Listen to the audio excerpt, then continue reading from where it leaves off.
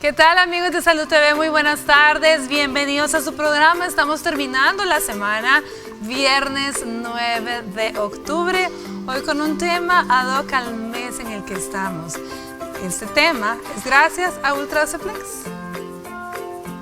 ¿Y tú?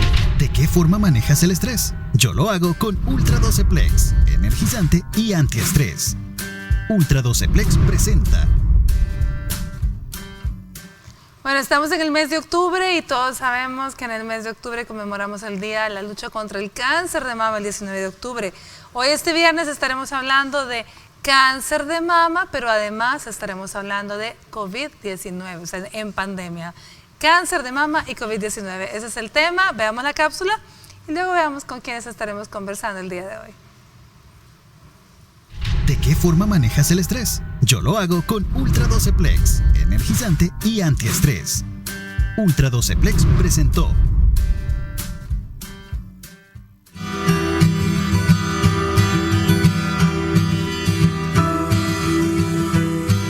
Los pacientes oncológicos representan, en general, una población de riesgo de infección del coronavirus en relación con la inmunosupresión, que puede ir asociada a ciertos tratamientos propios del cáncer o con otros trastornos relacionados con intervenciones quirúrgicas.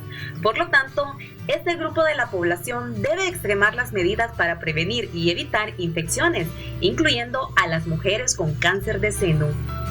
Los datos de la reciente experiencia previa en China muestran un mayor riesgo de complicaciones por COVID-19, independiente del tipo de tumor y la presentación clínica más severa. Es importante, por tanto, extremar las medidas de prevención de la infección para evitar el deterioro del estado de salud. Sin duda, la pandemia y sus medidas, además de causar una grave crisis sanitaria, han interferido en el tratamiento habitual de otras enfermedades graves y con gran incidencia, como el cáncer de mama. No hay que olvidar que este padecimiento es el más frecuente entre las mujeres y la primera causa de fallecimientos por cáncer entre las mismas. Si quiere conocer más acerca de cómo cuidar a las pacientes de cáncer frente al COVID-19, lo invitamos a quedarse en sintonía de Salud TV. Hoy hablaremos de este importante tema.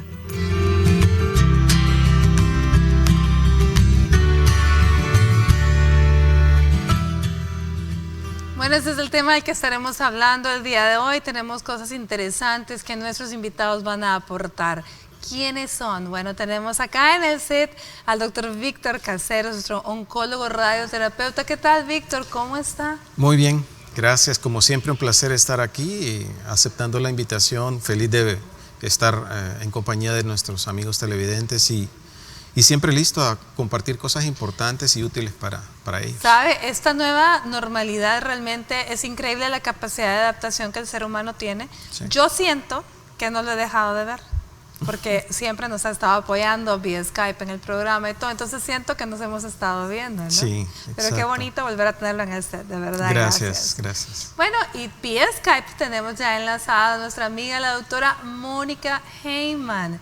Ella es gineco-oncóloga. ¿Qué tal, guapísima? ¿Cómo está, Mónica? ¿Qué tal? ¿Cómo estamos? Un gusto estar con ustedes y muchas gracias por invitarme.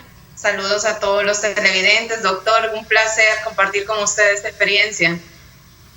Bueno, de verdad que el gusto es nuestro, Mónica. Teníamos días, a usted sí que no la he visto, así que me alegra un montón, de verdad, estar en contacto nuevamente.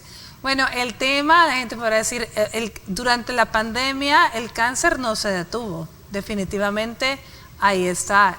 Y había que seguir. Lo que se detuvo en algún momento fue a lo mejor las consultas de las pacientes por el mismo temor, ¿no?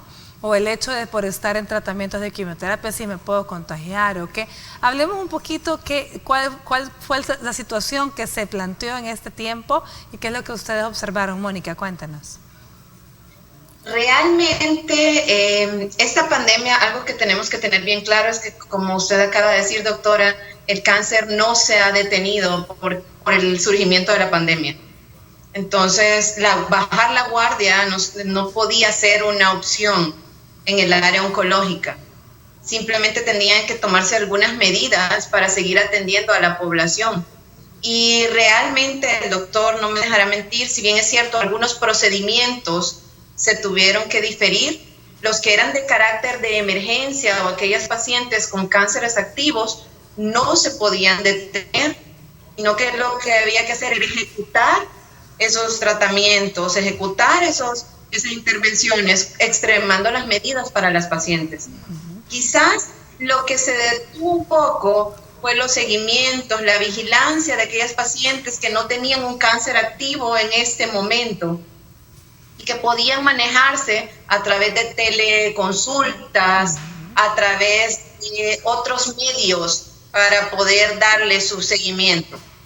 Sin embargo, aquellas que necesitaban tratamientos de emergencia de quimioterapia, intervenciones quirúrgicas o el área del doctor de radioterapia, él no me dejará mentir que hubo que seguir extremando las medidas para que estas pacientes no se complicaran, porque lastimosamente si ya vimos con la poca experiencia que hay sobre la enfermedad, ya vimos que hasta un 30% de las pacientes oncológicas que llegan a contagiarse de COVID se van a complicar.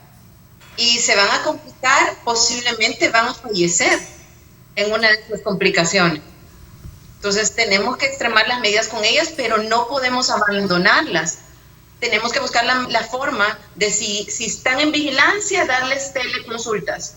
Y si están con cánceres activos, tratar de darles los tratamientos que necesitan con las medidas necesarias de bioseguridad para ellas y también para el personal médico, porque hay que recordar que si el personal médico nos contagiamos y nos quedamos sin personal para poder atender a la población, tampoco es una opción. Se nos complica toda la situación en ese caso. Entonces el panorama que han tenido a nivel institucional, a nivel particular, pues ha sido este. El cáncer no se detuvo, ha continuado, pero sí tuvieron la evidencia de que la paciente con cáncer de mama, lo que se decía en la literatura escrita, que la paciente con cáncer se iba a complicar y tenía mayores posibilidades de fallecer, Víctor, por la misma inmunodepresión, por los tratamientos o por el cáncer en sí. ¿Qué es lo que han visto? Sí. La verdad es que esta enfermedad a todo el mundo nos tomó por sorpresa, y siendo un virus que en realidad es un virus nuevo para la humanidad, no teníamos inmunidad, no teníamos protocolos de tratamiento adecuados o bien diseñados. Y fue tan rápido el avance de la enfermedad, siendo un virus respiratorio al final, de una alta tasa de contagio, hubo que adecuarse a la nueva realidad, tanto en la proximidad con el paciente como en el diseño del tratamiento y en cómo el personal médico nos íbamos a cuidar frente al paciente, porque en el caso nuestro, la desventaja de que el paciente estuviera contagiado con COVID y estuviera además de contagiado enfermo, imprimía un alto riesgo, como dice la doctora Hellman, a todo el personal sanitario. En nuestro país el personal sanitario oncológico es escaso. Ojalá eso con el tiempo cambie, pero no hay mucho personal entrenado, ni médicos ni enfermeras, para el número de pacientes que en realidad tenemos. Entonces, hubo que adecuarnos a una nueva realidad, hubo que estar preparados para evitar los contagios, y lo que vimos en todas las áreas oncológicas fue que muchos de los pacientes no solo se enfermaban, sino que también tenían miedo de acudir al hospital, tenían miedo de someterse a los tratamientos, precisamente porque la inmunosupresión derivada del manejo sistémico, ya sea con quimioterapia o inmunoterapia, incluso con radioterapia, podía comprometer aún más el estado de un paciente y facilitar el contagio con COVID o agravar un contagio con una enfermedad ya florida con COVID, con complicaciones pulmonares, gastrointestinales, etc. Una cosa que hemos visto en el COVID es que tiene síntomas diversos y puede afectar múltiples sistemas: sistema vascular, de coagulación, respiratorio, tubo digestivo.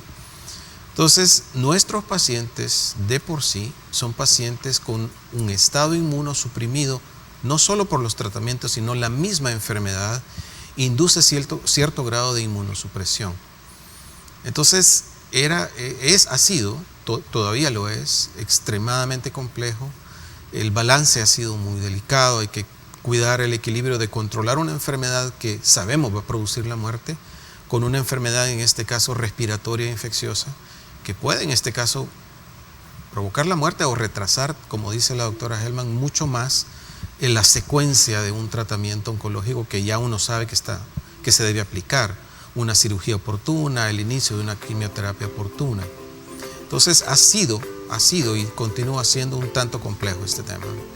Muy bien, bueno, vamos al avance de TN21 y volvemos con más del tema para que nos sigan contando la situación y qué más se sabe, qué más se ha estudiado hasta el momento en relación a estas dos patologías combinadas.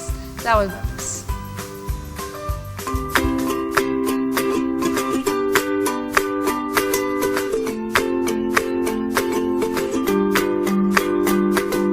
Estás viendo Salud TV.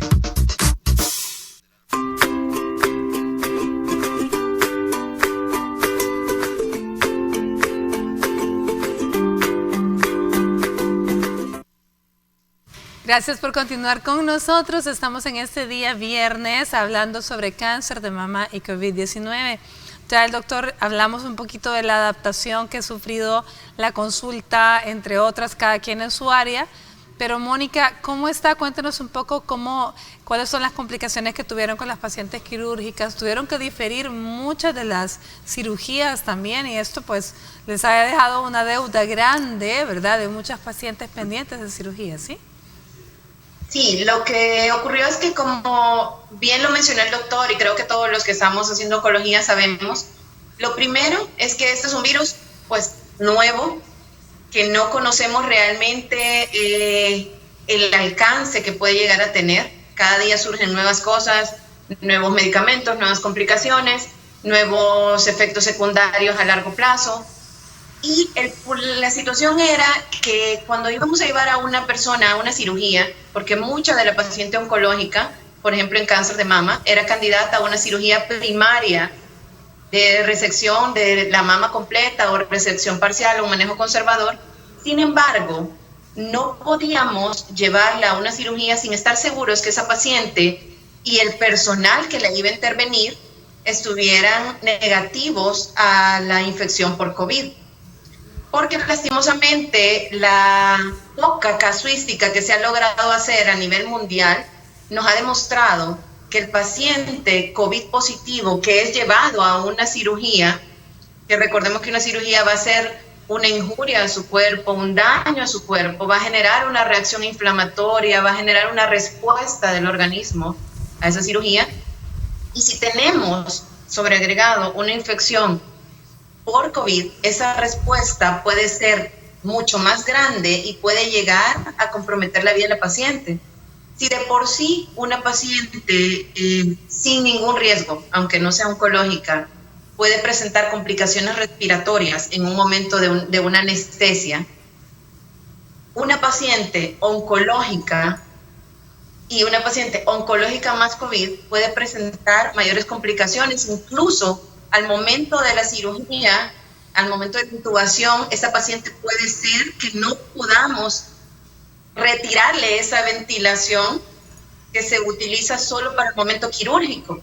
Porque si esa paciente ya es una paciente con COVID, que ya tiene una afectación pulmonar, que aunque sea asintomática, ya se vio que hay pacientes asintomáticos con COVID que tienen grandes secuelas pulmonares, aunque no manifiesten ningún síntoma, que solo son a veces detectados en los TAC que se realizan. Si nosotros tenemos un paciente asintomático, que lo llevamos a una cirugía, ya lo dormimos, le damos una anestesia general, ese paciente puede que esa complicación que no se había detectado a nivel pulmonar no nos permita despertar adecuadamente a esa paciente. O que posterior al acto quirúrgico, la reacción inflamatoria que se produjo tanto por la cirugía como por el COVID y el cáncer sobreagregado pueda hacer una respuesta inmune demasiado grande que el organismo no pueda controlar. ¿Qué cantidad de pacientes, o más o menos que fue buen porcentaje, o tuvieron la experiencia ustedes de ver mucho paciente que de pronto asintomática y oncológica, porque eso se supone que la paciente oncológica no debía salir, ¿verdad? Entonces, ¿qué tanto paciente se contagió que ustedes tuvieron la oportunidad de ver? Doctora, lastimosamente mucha paciente se contagió. Le pongo un ejemplo corto. Nosotros, por ejemplo, teníamos 2 cirugías programadas para el día miércoles y no se pudieron realizar porque ambas pacientes eran asintomáticas, y como estamos protocolizando que tanto el personal que opera como la paciente que va a entrar a quirófano tenga una prueba negativa por COVID, las 2 pacientes eran COVID positivas, totalmente asintomáticas. Estamos hablando 2 de 3. 2 de 3 más o menos. Es que lo que pasa, doctora, es que si bien es cierto, la paciente oncológica puede ser que no haya salido de su casa, se haya mantenido en resguardo. Recordemos, y ya lo dijo el doctor, es un virus respiratorio altamente contagioso, y la misma idiosincrasia de nosotros los salvadoreños, cómo convivimos con nuestras familias, creo que a todos nos ha costado hacer un distanciamiento social en nuestra casa. Entonces, muchas veces la paciente oncológica no salió, pero salió el esposo a comprar, salió el hijo, llegó el nieto, llegó el sobrino a dejarle algo, o simplemente le pidieron el que le llevó el agua cristal, el que llevó el súper que encargaron por web. O sea, han habido muchas cosas y todavía a veces no estamos acostumbrados a tener todas las medidas para protegernos. Muchas veces nos llevaban algo que pedíamos y no nos pusimos mascarilla, no desinfectamos lo que nos llevaron. Entonces, en ese camino, la paciente oncológica pudo haberse contagiado fácilmente y no haber desarrollado un síntoma. Como se comportó como la gran mayoría de la población, entonces, el 80% asintomáticos, Víctor, podemos decir. Yo creo que sí, yo creo que al menos lo que pudimos ver en el área hospitalaria es precisamente eso, una alta tasa de contagio, muchos de los pacientes, algunos asintomáticos, otros con síntomas. Había también un tema de, por desconocimiento de la enfermedad, confusión, a pesar de que fluía información de un lugar a otro, incluso nosotros los médicos no estábamos preparados para orientar, y debemos decirlo, no estábamos del todo preparados para orientar a los pacientes cuál era la mejor manera de actuar. Entonces, sí había aislamiento, ocurría lo que dice la doctora Hellman, los pacientes se resguardaban, pero su familia tal vez no lo hacía con los mismos cuidados. Otra cosa era que también los médicos nos resguardamos, también los médicos, muchos de los médicos se resguardaron también en sus casas. En el caso del área oncológica, nosotros hemos trabajado durante toda la pandemia en el área hospitalaria, y muchos nos hemos mantenido en contacto y trabajando en nuestras clínicas privadas. No dejamos de trabajar. El área oncológica es un área crítica. Si uno descuida a un paciente un mes hace la diferencia entre la vida y la muerte. Pero aún con todo, muchos de los pacientes les daba temor salir, acudir tempranamente, aunque tal vez sentían algo. Por ejemplo, en el caso del cáncer de mama, sentían algo que no estaba antes, había cambios en el seno, pero les daba temor salir, les daba miedo ir a los hospitales a buscar un diagnóstico, a buscar un ultrasonido, una mamografía.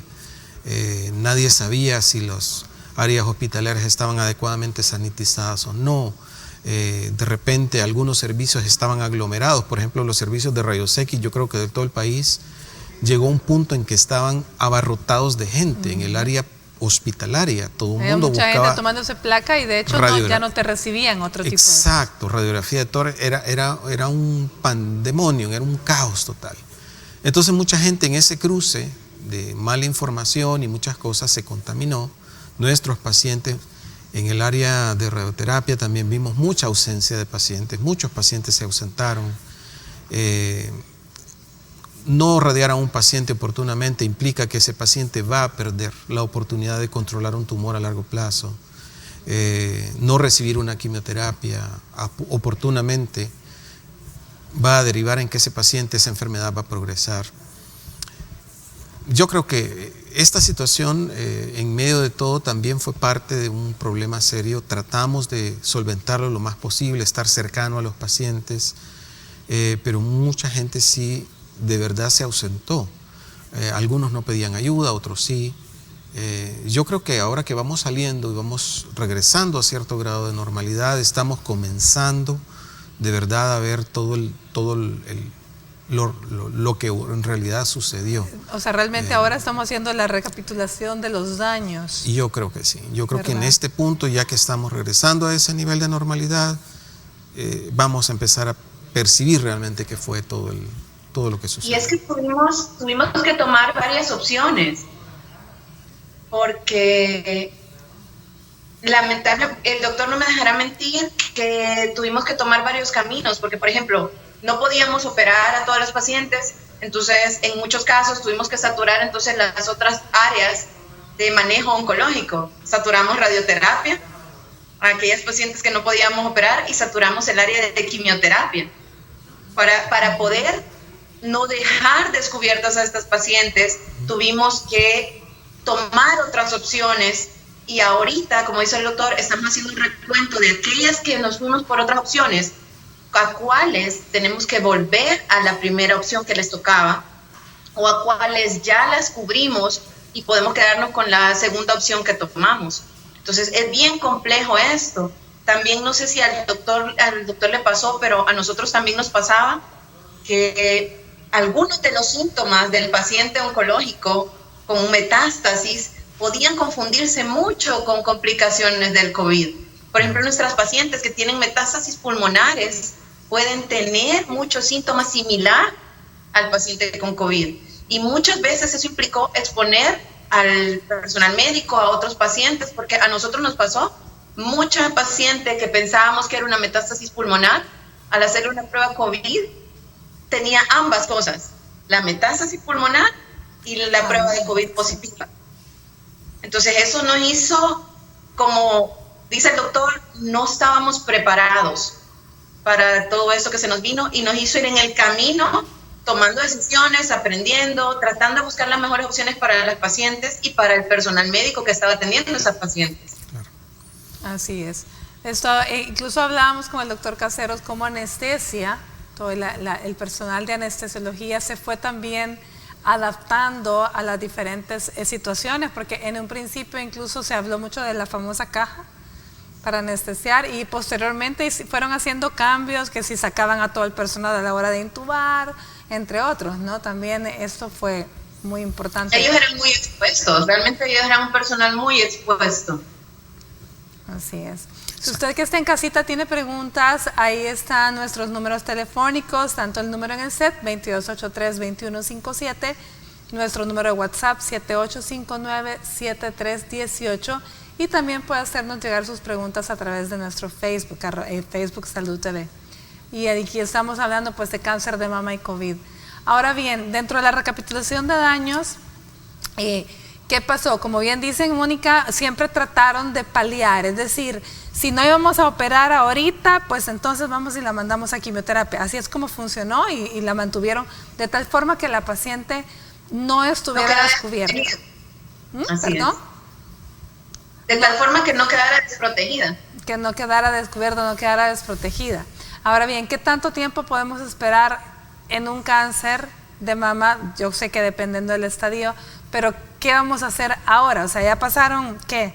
5 meses, 6 meses después del inicio de la pandemia acá en nuestro país. ¿Cómo están ahora empezando de nuevo a restaurar todo esto? ¿Qué tanto tiempo podemos esperar, doctora? Depende mucho de lo que usted acaba de decir, de la etapa de la enfermedad, pero también depende de las otras opciones de tratamiento a las cuales tuvimos acceso. No es lo mismo la paciente que tuvo miedo y que se palpó algo y que decidió no consultar y todos estos 5 meses la enfermedad pudo avanzar y nosotros nos llega ya en una etapa avanzada en este momento, a la paciente que gracias a Dios sí consultó, que no la pudimos operar porque quizás no era la opción que teníamos en ese momento, pero por ejemplo que el doctor nos ayudó y le dio radiación. Entonces esa paciente probablemente sí recibió radiación o sí recibió quimioterapia oportunamente, cualquiera de las dos, aunque no haya sido llevada a una cirugía de primera intención, va a tener muy buenas posibilidades de que su enfermedad sea controlada. Yo les explico a los pacientes que eso es como muchas veces nosotros para llegar al camino de la curación podemos tener varios caminos, uno recto, uno que rodea, uno que está en serpentina, pero lo importante es llegar a ese camino. Entonces, si en esa paciente tomamos alguna de esas opciones y tuvo la facilidad de recibirlas, probablemente va a tener muy buenos resultados. Así es. Lo que nos preocupa, y el doctor no me dejará mentir, es a la que no pudimos darle ninguna opción. Porque no consultó, porque le dio miedo y no llegó. O porque se contagió y en ese contagio, en la recuperación, en todo el embrollo que hubo de la enfermedad, no consultó. Exacto, se perdió. Esa es la paciente que nos preocupa y esa es la paciente que sabemos que puede ser que nos venga en etapas avanzadas. Y es la que estamos llamando. Una opción, creemos que gracias a Dios va a tener una buena posibilidad de salir adelante. Y esa paciente es a la que estamos llamando ahora, este día, para que por favor se acerque, si ha dejado a medias, si no ha consultado, si no ha continuado su tratamiento por temor, a usted se le está hablando este día, es el momento de retomarla para poder ayudarla y darle opciones. Bueno, vamos a una pausa y ya volvemos.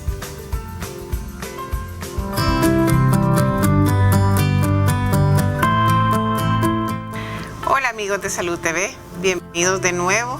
Mi nombre es Evelyn Martínez de Calderón, soy ginecóloga obstetra con un posgrado de genética perinatal y este día pues vamos a desarrollar un tema muy importante sobre las mutaciones genéticas que están relacionadas al cáncer de seno, ya que esta es una enfermedad bastante importante en nuestra población, pues es una de las causas más importantes de muerte.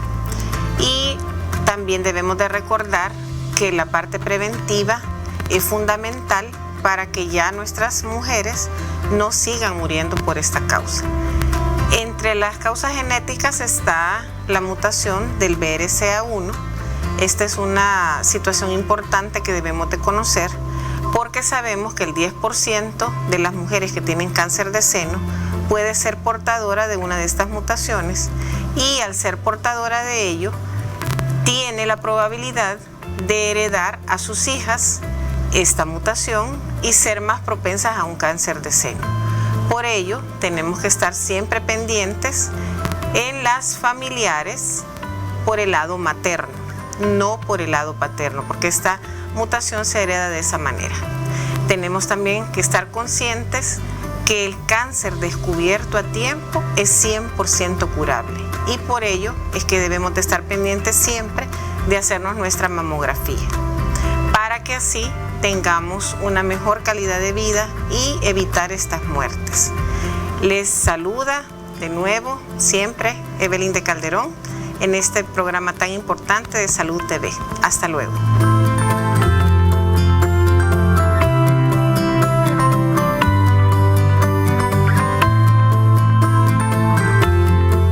Estás viendo Salud TV.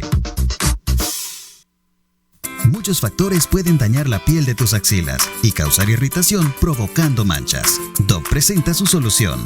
Dove Dermoaclarant. Reducción de manchas en las axilas comprobada. Dove presenta.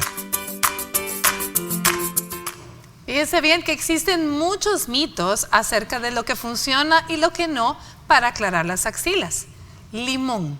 En internet puedes haber encontrado muchos sitios que hacen referencia a que el jugo de limón ayuda a reducir las manchas en las axilas, pero tampoco es recomendable usarlo, pues es demasiado ácido e irrita la piel, además de que acentúa el daño del sol y puede producir quemaduras o empeorar las manchas. Así que no utilices ninguno de estos productos que se recomiendan en internet y mejor usa Dove Dermoaclarant, que te brinda 48 horas de protección y contiene un cuarto de crema humectante para que tus axilas luzcan suaves y lindas.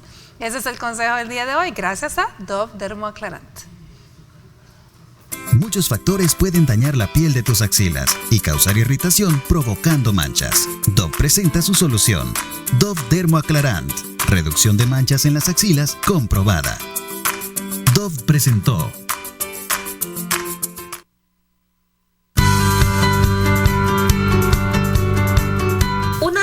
Frecuentes durante esta pandemia es si la paciente de cáncer de mama debe aplicarse la vacuna contra la gripe, tal como se ha recomendado para toda la población.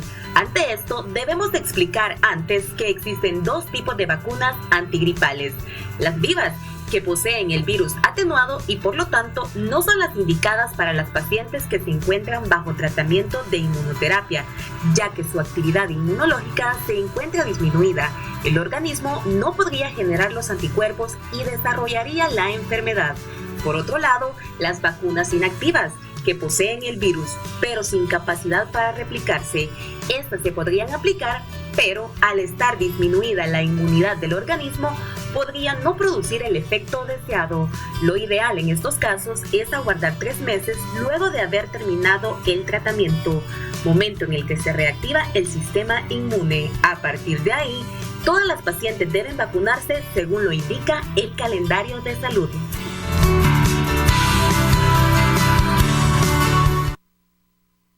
De muy buen provecho a usted que está almorzando. Gracias por permitirnos estar ahí en su hogar este día hablando sobre cáncer de mama y COVID-19. Mire, qué interesante la nota, doctor Caseros, que nos habla sobre la vacuna. Esta fue una duda muy frecuente durante todo este tiempo, no solo pacientes oncológicos, sino pacientes adultos mayores. Sí. Se preguntaban si la vacuna de la influenza era necesaria y si me iba a proteger de alguna manera contra el COVID. Pues ya escuchamos un poco por ahí, pero claro, la paciente oncológica es caso aparte, ¿verdad? Es diferente. Lo ideal en este caso es esperar a que todo el fenómeno inmunológico suceda, que ha sucedido, termine. El COVID, el virus COVID-19, que es un SARS, tiene la particularidad de ocasionar una respuesta inmune que hace que nuestro sistema inmunológico nos agreda a nosotros mismos. De ahí que lo que sucedió, las manifestaciones clínicas, incluso de las más graves, fenómenos pulmonares por neumonía, pero en realidad lo que ocurre es una cascada de coagulación aumentada, inflamación del tejido pulmonar, pero eso es por una respuesta inmune. Entonces, estas vacunas, las vacunas de la gripe, el neumococo y otras que son útiles y necesarias para el adulto mayor, para las pacientes con cáncer, lo mejor es, si está infectada, esperar a que todo termine. Más o menos son de 45 a 90 días, esperar que el fenómeno inmune termine y luego ponerse su vacuna. Finalmente la enfermedad, la influenza también es un virus respiratorio, entonces las medidas contra el COVID, lavado de manos y mascarilla, la va a proteger para una infección por el virus de la influenza. Así que lo recomendado es mejor esperar.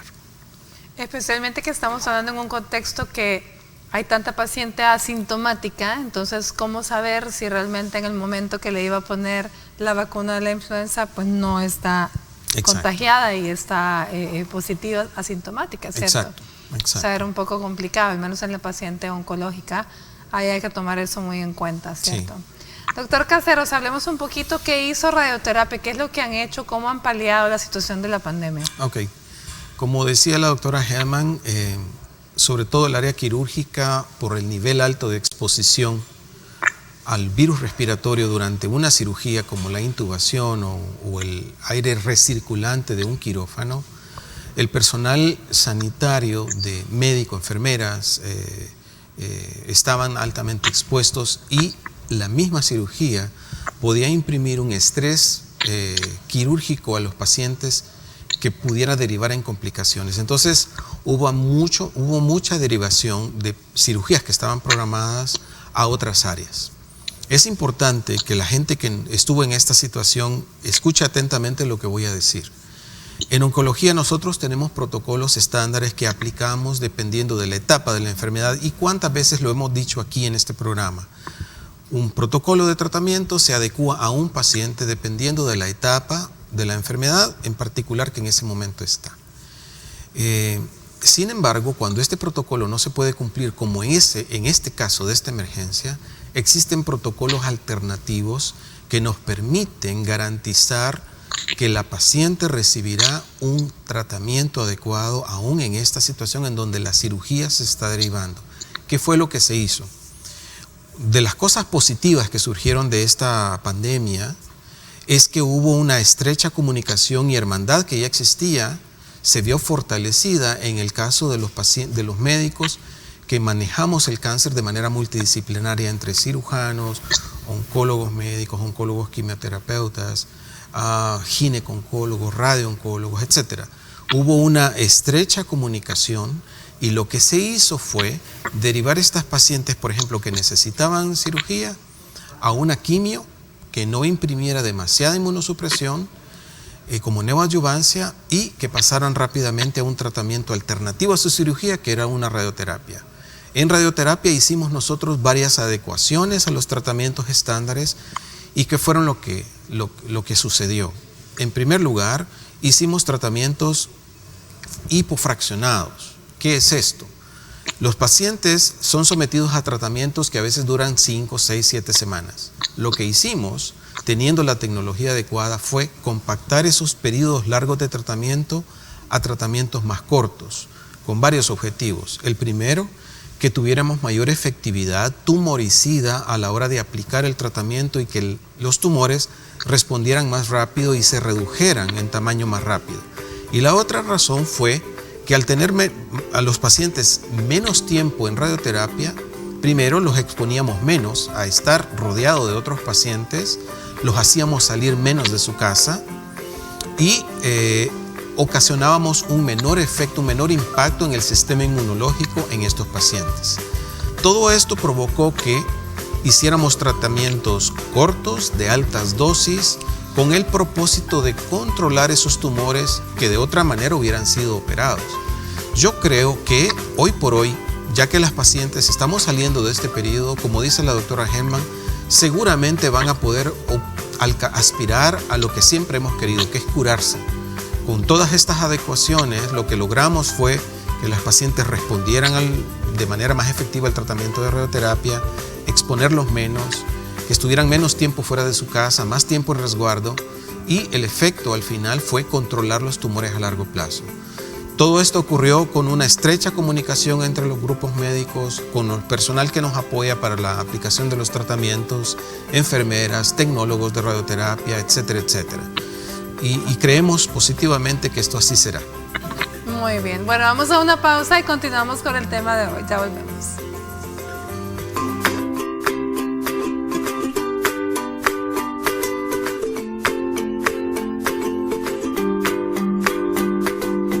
Estás viendo Salud TV.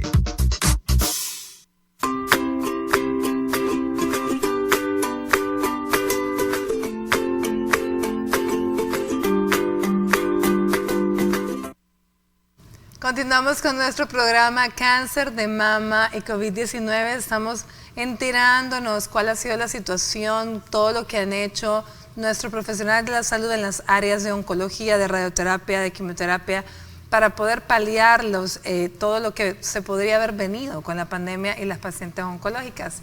Pero tenemos una pregunta a través de nuestro WhatsApp. Vamos a dar lectura. Dice: hola, buenas tardes. Mi bisabuela tuvo cáncer. Mi abuelita quiere saber si es hereditario. Mi abuela Marina Lima. Mi abuela es Marina Lima y yo me llamo Diego. Ok, Diego, muchísimas gracias. Mónica, yo sé que es difícil, no tenemos mayor información, pero en términos generales, ¿qué le podemos decir a Diego? Bueno, para empezar, lo que le podemos decir a Diego es que solo más o menos un 10% de los cánceres de mama en general tienen una relación hereditaria. Eso quiere decir que la mayoría de las pacientes con cáncer de mama no tienen ningún familiar que haya tenido cáncer de mama, ni ningún otro tipo de cáncer relacionado con mutaciones genéticas que se relacionen, valga la redundancia, con cáncer de mama. Ahora, para saber su bisabuelita, primero sería importante saber a qué edad presentó ese cáncer de mama, porque no es lo mismo que me diga que la bisabuela lo presentó abajo de los 30 años o abajo de los 35 años, porque estamos hablando que una mujer joven que presenta un cáncer de mama sí puede tener una mayor asociación, pero no es que 100% de las mujeres jóvenes que tienen cáncer de mama están relacionados con herencia. Entonces, pero sí, digamos que podemos pensar más en eso. O aquellas estirpes agresivas, que nosotros sabemos que sí pueden tener una relación.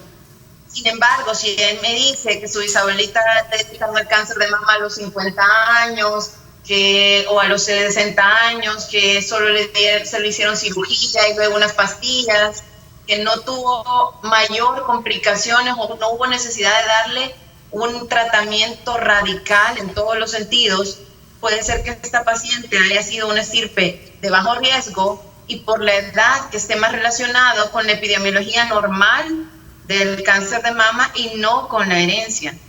Entonces no es lo mismo eso, pero para que Diego más o menos se oriente y le diga a su abuelita, primero hay que averiguar como a qué edad le dio el cáncer de mama a la abuela, para saber si tenía una relación y qué tratamiento recibió esa paciente, para ahí orientarse, porque muy probablemente si fue joven que le da la bisabuelita, si tuvieron que darle de todos los tratamientos que podemos utilizar para cáncer de mama, quizás podríamos pensar que podría haber alguna conexión, pero no es 100% eso lo que le debe de preocupar a la abuela. Sí, si estamos hablando que ya es la abuelita y quizás es una mujer arriba de los 50 años y no ha presentado ningún tipo de manifestación del cáncer, probablemente no tenía ninguna asociación y ella simplemente tiene el riesgo que tenemos todas las mujeres de sufrir cáncer de mama, nada más. Así es. Hablando de riesgos, Mónica, antes de terminar con Diego, ¿cuál es el riesgo actual de cáncer de mama en hombres? Realmente en hombres es muy bajo, pero sí se presenta, sí está descrito, pero yo he visto una incidencia muy baja en nuestro país. No sé si el doctor ha visto bastantes casos, pero yo realmente he visto 2 casos. ¿2 casos acá en el país? Sí, realmente es bajo. En mi práctica, en lo que yo he hecho, he visto 2 casos, nada más. Bueno. Pero no sé si el doctor difiere en esto, pero sí, el cáncer de mama en hombre no es muy frecuente, pero sí se presenta. Sí. A ver, Víctor. Yo creería que la estadística nuestra posiblemente sea igual a nivel mundial. El cáncer de mama representa en hombres apenas el 1%, 1.5% de enfermedad oncológica. Y creo yo que posiblemente muchos pacientes ni siquiera consulten por un tema cultural. El cáncer de mama no es tan frecuente en hombres. Yo quizás he visto algunos más casos, unos 4 o 6 casos. Sí, todos han sido graves. El cáncer de mama en hombres es una enfermedad grave en todas las veces. Es una altísima tasa de mortalidad y de enfermedad metastática, aún con lesiones mamarias muy pequeñas. Afortunadamente no es una enfermedad frecuente. Sí, es una enfermedad muy grave en hombres. Afortunadamente no es muy frecuente. El manejo es igual. El diagnóstico es exactamente igual. Se usan los mismos métodos diagnósticos, mamografía, mamorresonancia, los mismos que en una mujer. El tratamiento, la secuencia de tratamiento es exactamente igual. Cirugía, tratamiento con quimioterapia, radioterapia. Desafortunadamente en hombres es una enfermedad muy grave. Bueno, en ellos está un poco relacionado, eso sí, con genética. En el hombre sí está bastante relacionado la presentación del cáncer de mama con mutaciones genéticas. ¿Y qué relación hay entre historia de cáncer de próstata y cáncer de mama? ¿Hay alguna relación familiar por ahí? ¿No hay? Se menciona que los virus, los oncogenes, están, tanto de cáncer de mama como de próstata, están muy vinculados al BRCA1 y BRCA2. Estas son teorías. Realmente no todos los pacientes están secuenciados de cáncer de próstata, están secuenciados para oncogenes BRCA1 y 2. Pero junto con este oncogen están relacionados no solo cáncer de próstata y mama, también tubo digestivo como colon y recto y tiroides. Yo pienso que los oncogenes es un área todavía mucho que aprender sobre ellos, y puede ser que estos y otros estén relacionados a estas enfermedades. Lo importante es, como dice la doctora, que en hombres el cáncer de mama sí está claramente identificado con una línea familiar. Muy bien. Les voy a dejar una pregunta para cuando regresemos de la pausa, y es la relación existente entre el estrés y cáncer de mama, y si han visto un aumento en la incidencia hoy con el estrés de la pandemia y cuarentena. Ya volvemos.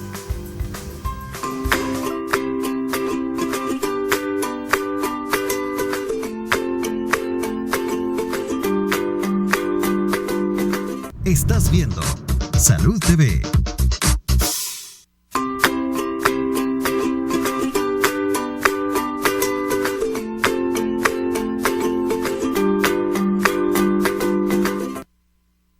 Bueno, gracias por continuar con nosotros. Les dejé una pregunta antes de irnos a la pausa. Mónica, no sé si me puede decir, yo sé que lo que hemos tenido en este tiempo fue pacientes que no han llegado a consultar o que por temor no han llegado. No sé si ahora que estamos ya en el periodo de nueva normalidad, hemos visto un incremento en la incidencia o hemos descubierto más cánceres de los que ya teníamos en el proceso de diagnóstico antes de. Fíjese, doctora, que yo creo que sería como prematuro decir que ha aumentado la incidencia, porque sí podemos estar viendo más casos, pero puede ser por el hecho de que estuvieron guardaditos estos casos. Y ahorita que ya se reaperturó todo y que la gente está acudiendo nuevamente a sus controles, han empezado a llegar todos esos casos y se está diagnosticando más porque toda esa gente no consultó en ese tiempo. Y que estamos en octubre y que estamos en todos lados, ahí están las campañas de mamografía y los estamos diagnosticando. Entiendo, puede ser interesante para el otro año. Ajá. Sí, correcto. Sin embargo, lo que usted decía del estrés al que se ha sometido a toda la población, a todo el mundo por esta pandemia, sí podría representar un factor de riesgo. Recordemos que los altos niveles de estrés van a alterar el sistema inmunológico de todas las personas. Entonces, obviamente sí podría influir, pero no tenemos los datos suficientes ahorita para nosotros decir sí, el estrés que generó la pandemia en la población en general aumentó la incidencia de X enfermedad, en este caso del cáncer de mama. No tenemos los datos suficientes para decir eso. Sabemos que sí puede que se haya dado ese factor de riesgo para aumentar la incidencia, pero no tenemos cómo comprobarlo, porque ahorita hay otros factores que pueden estar haciendo que esos números se eleven, desde que es octubre, desde que se hacen más mamografías en este mes, porque aún sin pandemia, el doctor no me va a dejar mentir, que mayo y octubre son meses en los que se diagnostican grandes cantidades por todas las promociones, por toda la campaña que hay en esos meses para que la mujer se tamice. Sí. Pero no podemos dejar de lado esa teoría que usted acaba de plantear, que sí puede ser que en el futuro se pueda comprobar. Sí, que probablemente a un año vamos a estar viendo los efectos reales del estrés por la pandemia, probablemente reflejado en muchas otras enfermedades, no solo cáncer de mama, hay tantos tipos de cáncer que pueden estar relacionados. Aparte de los... Sabemos los impactos reales de este virus sobre el sistema inmunológico de las personas a largo plazo. Sabemos a corto plazo lo que hace en los primeros meses, pero no sabemos lo que va a hacer de aquí a un año a la paciente que sufrió COVID, por ejemplo. Exacto, eso es algo que todavía hay mucha tela que cortar y mucho tiempo por ver. Mónica, su mensaje final a la población.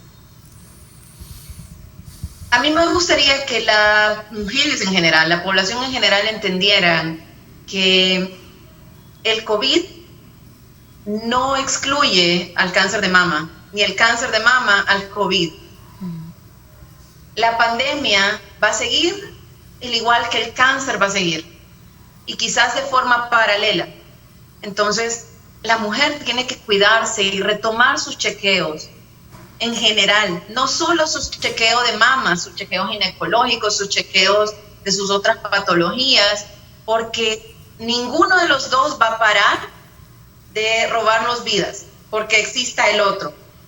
Simplemente van a empezar a robarnos vidas por separado.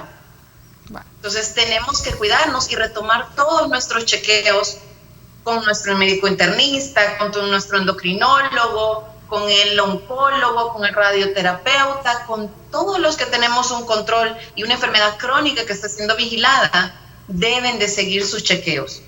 Muy bien. Muchísimas gracias, Mónica, por habernos acompañado. Ha sido un gusto de verdad volverla a ver, haberla atendido con nosotros.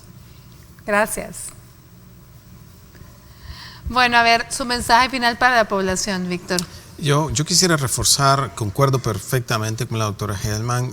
Yo creo que el mensaje importante aquí, aprovechando el mes de octubre, es que debemos tomar el interés necesario en acudir a los controles médicos y buscar si estamos o no enfermos. Es importante retomar esto y la confianza. Tomando todas las precauciones, la pandemia seguirá, necesitamos adecuarnos, aprender a vivir con ella y no podemos suspender otras cosas porque está la pandemia, porque no se va a ir pronto. Entonces, generar confianza, tomen las precauciones necesarias, lavado de manos, alcohol gel, mascarilla. Recuerden, es un virus respiratorio y las maneras de contaminación son las que ya se discutieron mucho. Vía aérea y las manos contaminadas. Entonces, crear confianza en ustedes, no se desanimen, no hay que tenerle miedo al cáncer, mejor busquemos y ocupémonos de él.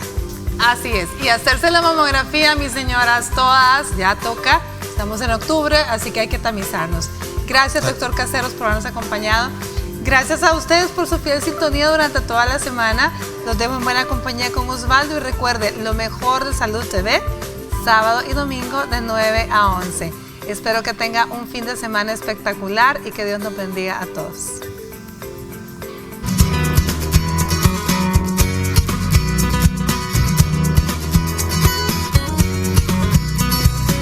La mejor forma de evitar complicaciones en las pacientes de cáncer de mama a causa del COVID-19 es protegiéndolas para que no se contagien. Por eso deben seguir las siguientes recomendaciones.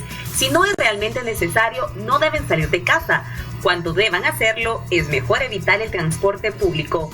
No concurrir a lugares masivos o cerrados porque son fuente de propagación del virus y sobre todo no tener contacto con personas que presenten algún síntoma.